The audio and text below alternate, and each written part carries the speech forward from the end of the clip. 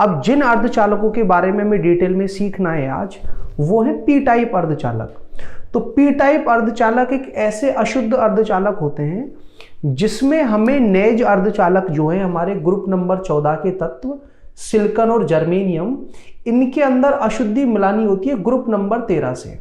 Group number 13 के आपको तत्व पता हो, बोरोन, एल्यूमिनियम, गैलियम, इनिडियम, थैलियम, इन सभी की जो संयोजकता है वो होती है +3।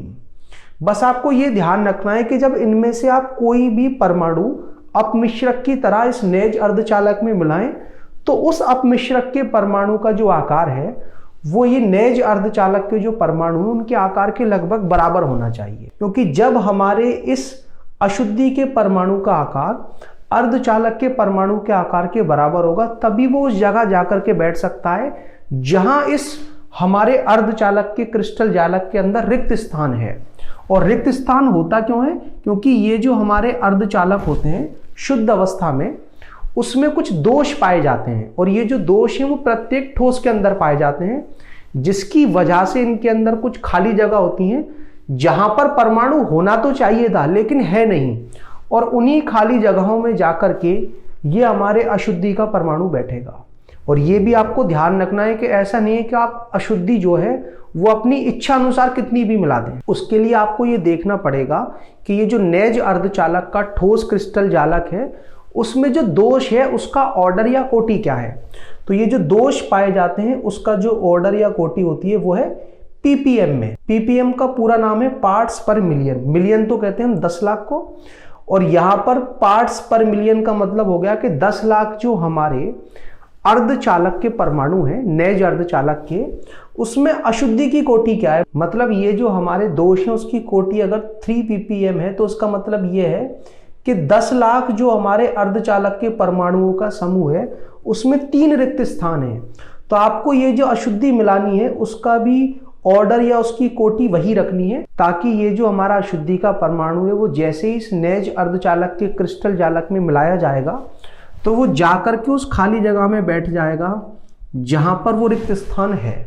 तो जितने रिक्त स्थान होंगे वहीं पर तो आपका परमाणु जाकर के बैठ सकता है, तो उससे ज्यादा अशुद्धि मिलाने का कोई उद्देश्य ही नहीं रह जाता। तो आपको दोष की कोटि देखनी है और उसके हिसाब से अशुद्धि मिला देनी है।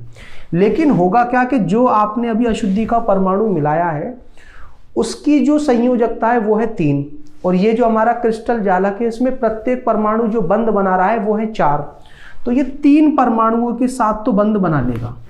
पहला इसके साथ बना लिया, दूसरा इसके साथ बना लिया, तीसरा इसके साथ बना लिया, और चौथे परमाणु के साथ जहां बंध में इलेक्ट्रॉन होना चाहिए था वहां पर एक रिक्त स्थान या कहीं एक होल होगा, और यही वो होल होगा जो अर्धचालक की चालकता बढ़ाने में हमारी मदद करेगा। क्योंकि अगर मान लीजिए कि यहां पर जो रिक्त स्थान था उसकी जगह हमारे अर्धचालक का परमाणु होता और सभी के सभी इलेक्ट्रॉन अपने अपने बंधों के अंदर होते तो कोई भी मुक्त इलेक्ट्रॉन नहीं होता, और ये जो हमारा अर्धचालक है वो व्यवहार करता है एक अचालक की तरह, इसमें कोई विद्युत धारा प्रवाहित नहीं होती। और उस चित्र को हम इस तरह से भी दिखा सकते हैं कि सारे इलेक्ट्रॉन संयोजी बैंड के अंदर होते और चालन बैंड होता हमारा खाली। और ऐसा चित्र अर्धचालक का पाया जाता है 0 केल्विन पर, कि 0 केल्विन पर चालन बैंड पूर्ण रूप से खाली होता है, और जब तक चालन बैंड पूरी तरह से खाली है विद्युत धारा प्रवाहित हो ही नहीं सकती। और फिर अगर हम उस नेज अर्धचालक का तापमान बढ़ाते तो इलेक्ट्रॉन अपने अपने बंधों से हटने शुरू होते हैं, और बंध से इलेक्ट्रॉन को हटाने के लिए हमें जो ऊर्जा देनी पड़ती है उसे हम कहते हैं बैंड अंतराल, जो कि सिलिकॉन के क्रिस्टल जालक के लिए होता है 1.1 इलेक्ट्रॉन वोल्ट, और जर्मेनियम के क्रिस्टल जालक के लिए होता है 0.72 इलेक्ट्रॉन वोल्ट। और जैसे ही इलेक्ट्रॉन यहाँ बंध से हटता तो वो स्वतंत्र रूप से इस पूरे क्रिस्टल जालक में घूम सकता है, तो उसे हम कहते हैं मुक्त इलेक्ट्रॉन। ये रहा होल, और यहां पर क्या होता, अब हमारा एक इलेक्ट्रॉन कहां पहुंच चुका है, चालन बैंड के अंदर, और यहां पर एक होल क्रिएट हो गया। ऐसा तब होता जब आप तापमान बढ़ाते, आपका तापमान 0 केल्विन से ज्यादा होना चाहिए। और ये जो चालन बैंड के निम्न ऊर्जा स्तर और संयोजी बैंड के उच्च ऊर्जा स्तर के बीच का ऊर्जा अंतराल होता है उसे हम कहते हैं बैंड अंतराल, जो सिलिकॉन के लिए तो होता है 1.1 इलेक्ट्रॉन वोल्ट अगर ये पूरा क्रिस्टल जालक सिलिकॉन का है, और जर्मेनियम के लिए होता है 0.72 इलेक्ट्रॉन वोल्ट। तो ये जो हमारा क्रिस्टल जालक है वो किस अर्धचालक का है वो ये निर्धारित करेगा कि ये बैंड अंतराल होगा कितना।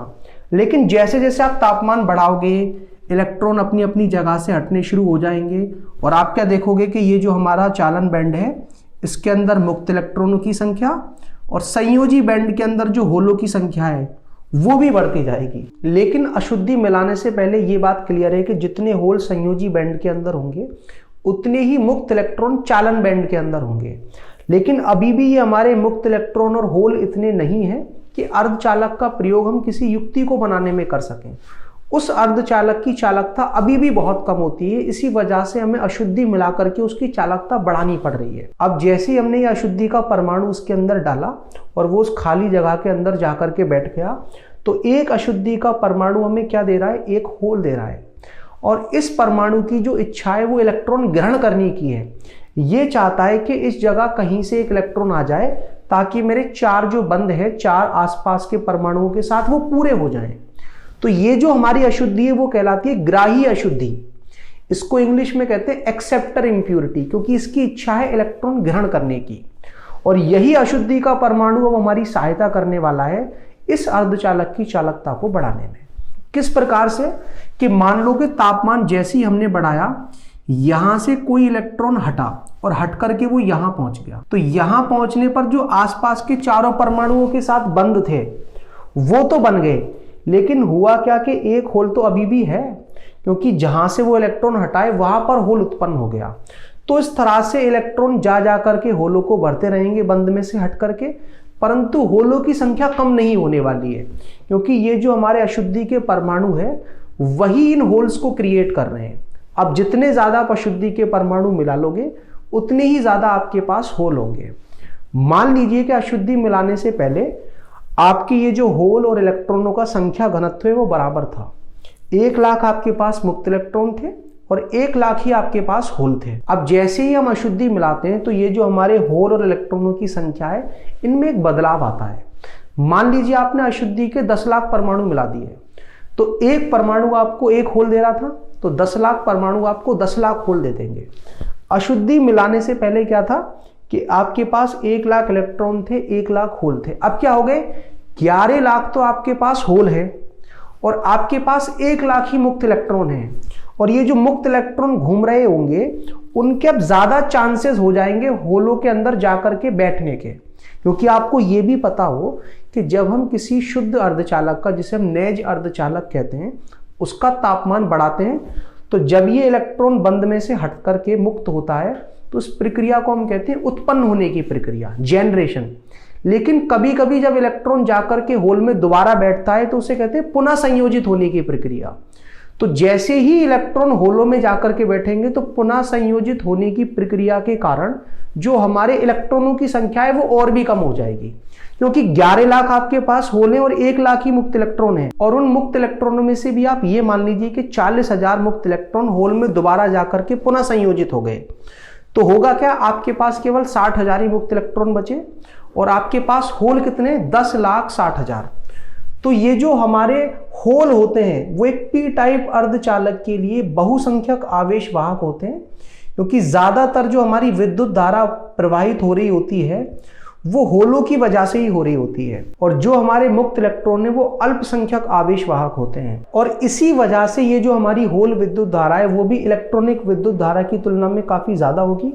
लेकिन वो दूसरी बात है कि कुल विद्युत धारा अभी भी इलेक्ट्रॉनिक विद्युत धारा और होल विद्युत धारा के योग से मिलेगी, जिसमें होल विद्युत धारा का जो कंट्रीब्यूशन है वो सबसे ज्यादा होगा। और बात करें हम बैंड डायग्राम की कि एक पी टाइप अर्धचालक का बैंड डायग्राम किस प्रकार का होगा, तो यहां पर हमारे एक अशुद्धि का जो परमाणु है वो हमें एक होल दे रहा है, और होल कहां होता है, संयोजी बैंड के अंदर। तो जो आप अशुद्धि मिलाओगे उसका जो ऊर्जा स्तर है वो संयोजी बैंड के बिल्कुल पास होगा। और आपको ये बात पता हो कि पहले तापमान बढ़ा करके जब हम इन इलेक्ट्रॉनों को संयोजी बैंड से चालन बैंड में जंप करा रहे थे तो हमें जो ऊर्जा चाहिए थी उसे हम कहते थे बैंड अंतराल। लेकिन अब यहां पर जो अशुद्धि का परमाणु है इसके होल में इलेक्ट्रॉन बैठाने के लिए बहुत कम ऊर्जा चाहिए होती है। तो होता क्या है कि बहुत सारे हमारे होल जो हमें संयोजी बैंड के अंदर दिख रहे होते हैं वो इलेक्ट्रॉनों के चालन बैंड में कूदने के कारण नहीं होते, अशुद्धि मिलाने के कारण होते हैं।